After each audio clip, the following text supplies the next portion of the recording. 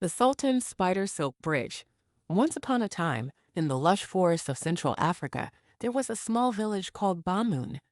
The villagers there were hardworking and kind-hearted, living close to nature and relying on the land and rivers around them. Among them was a wise old weaver named Ao and a curious young girl named Nia. Ao had learned the art of weaving from his ancestors, and Nia loved to watch him create beautiful fabrics from simple threads. One rainy season, the skies opened up and poured for days. The river near Bamoun swelled and rose higher and higher until it overflowed its banks. Soon, a wide muddy moat surrounded the village, trapping everyone inside. The villagers tried to find ways to cross, but the water was too deep and the bridges they knew were washed away. As days went by, the villagers grew worried. How could they get food, medicines, or even visit their neighbors? That's when Eo remembered something special about the spiders he'd seen in the forest. He'd noticed how they spun their silk into intricate, strong webs that could span gaps and hold weight. Now, spiders are tiny, but their silk is incredibly strong and flexible, much stronger than steel of the same thickness.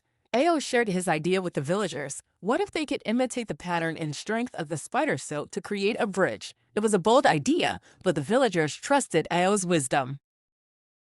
They started by observing the spider webs closely, noticing how the silk threads formed a pattern of triangles and zigzags, something called biomimicry, where nature teaches us how to solve problems. The villagers collected natural fibers and worked together, weaving in the same patterns they saw in the spider webs.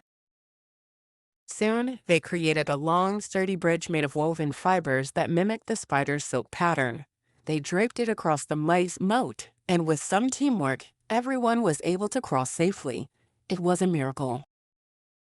From then on, each rainy season, the village declared a special Weave Day when everyone would come together to weave and prepare for the floods. They learned that by observing nature and mimicking its solutions, they could be ready for anything. It wasn't just about crossing a muddy moat, it became a lesson in preparedness and cleverness, inspired by the tiny but mighty spider.